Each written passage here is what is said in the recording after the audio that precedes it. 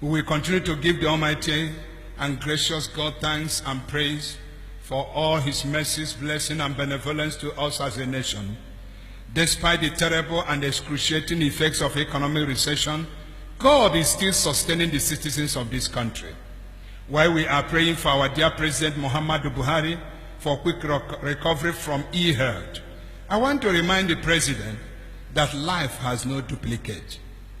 There is no doubting the fact that the enormity of governance will surely be aggravating his state of fragile health condition. Is it not better for the President to travel the route of honor and safety by resigning as President in order to save both himself and the nation at large? To my mind, Mr. President, you have had your fair share of leadership in this country since 1983. At 73, the President can function more efficiently as an elder statesman. After all, Emmanuel Macron, who was only 6 years only when you were military head of state in 1983, is now the President of France. Are we not confused in our own country? The youngest president in Africa is 71 years in Africa, and the oldest is that man in Zimbabwe, 90 years.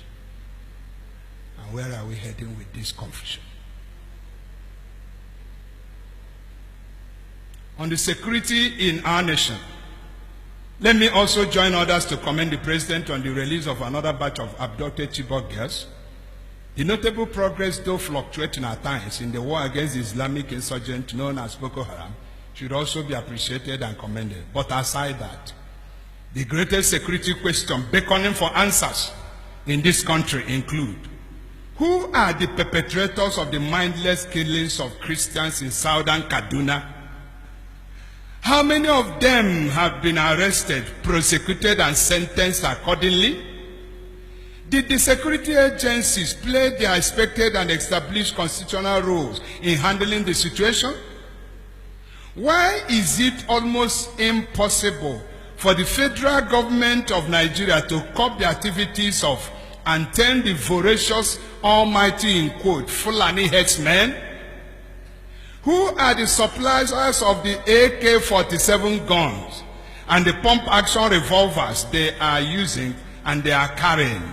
Who are supplying them? When was arms carrying legalized for this baptized Boko Haram group? And we talk of one Nigeria. And young people will march peacefully along the street as IPOB members, and you release armies to shoot them. But armed carriers are not harassed by anybody. And we are one Nigeria. The better we tell ourselves the truth. We are not one Nigeria. Let us go. That is me. What did I say? Let us go. There is nothing that makes an Igbo man a member of this country now. Nothing. And we are afraid to speak in Nigeria, especially our politicians, because of their pockets. The governors of the Southeast are throwing their eyes in the bush, and things are getting wrong because they want to secure their position, and nobody is talking. Have they killed Fashola? He's talking, and they are running away from him. Every backyard now men are killing people, destroying farms. Traditional rulers are there wearing long robes without doing anything.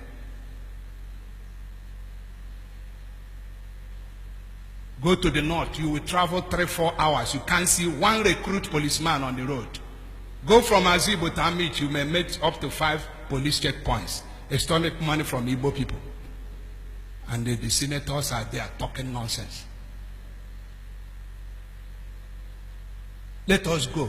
Write it. Pressmen, Bishop Ikako said, let us go. Let us go. Enough is enough. The only thing I'm quarreling with is the system adopted by IPOB people. Let us polish it and not be confrontational. Man, Ayanana. You can only stop Biafra, but you cannot close the chapter.